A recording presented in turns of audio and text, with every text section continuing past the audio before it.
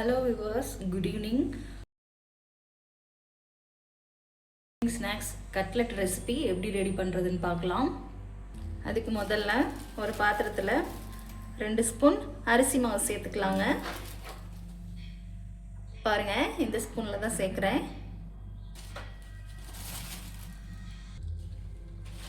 அடுத்து 3 ஸ்பூன் கடலை மாவு சேர்த்துக்கலாங்க.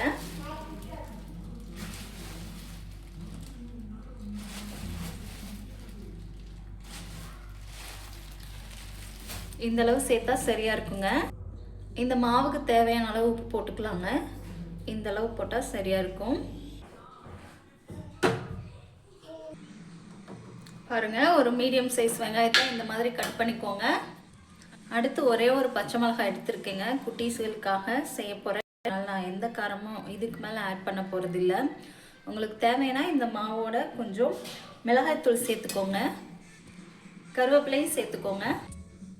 அடுத்து ஒரு மிக்சியில் ஒன்றும் பாதியமாக அரைச்சி வச்சுருக்கேங்க. பாருங்கள், இந்தளவு இருக்கணும். இதையும் போட்டு நல்லா மிக்ஸ் பண்ணிக்கலாம். மாவு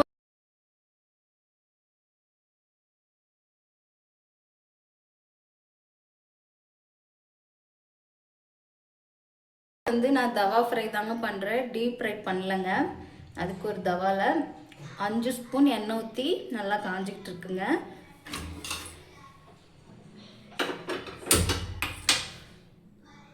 உங்களுக்கு எந்த ஷேப் பிடிக்க ஈஸியாக வருமோ அந்த ஷேப்பில் பிடிச்சி அப்படி ஒன்றா உள்ளே போட்டிங்கன்னா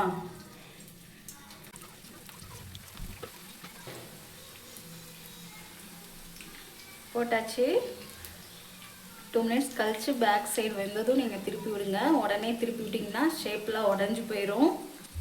சோயாவை நீங்கள் போட்டு அரைக்கும்போது அதோட லைட்டாக 1/4 ஸ்பூனுக்கும் கம்மியாக சோம்பு, 2 பல்லு பூண்டு போட்டு அரைச்சிங்கன்னா ஃப்ளேவர் சூப்பராக இருக்கும். நான் அப்படி தான் அரைச்சிருக்கேன். நீங்களும் அதே போல் ட்ரை பண்ணுங்கள்.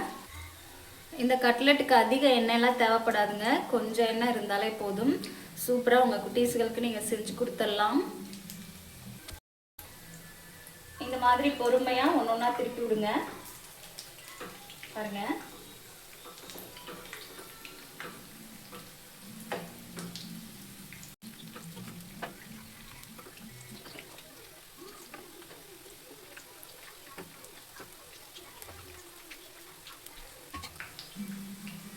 டயட் ஃபாலோ பண்ணுறவங்க கூட இந்த ரெசிபியை கண்டிப்பாக ட்ரை பண்ணலாங்க.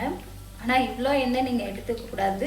லைட்டாக ஆயில் ஸ்ப்ரே பண்ணி இந்த கட்லெட்டை அப்படி போட்டு டபுள் சைடு வேக வச்சு சாப்பிட்டிங்கன்னா நல்லா உங்களுக்கு ஒரு புரோட்டீன் சத்து கிடைக்கும். மீடியம் ஃப்ளேம்லேயே வேக வைங்க. அப்போ தான் ஈவனாக எல்லாரும் வெந்து வரும்.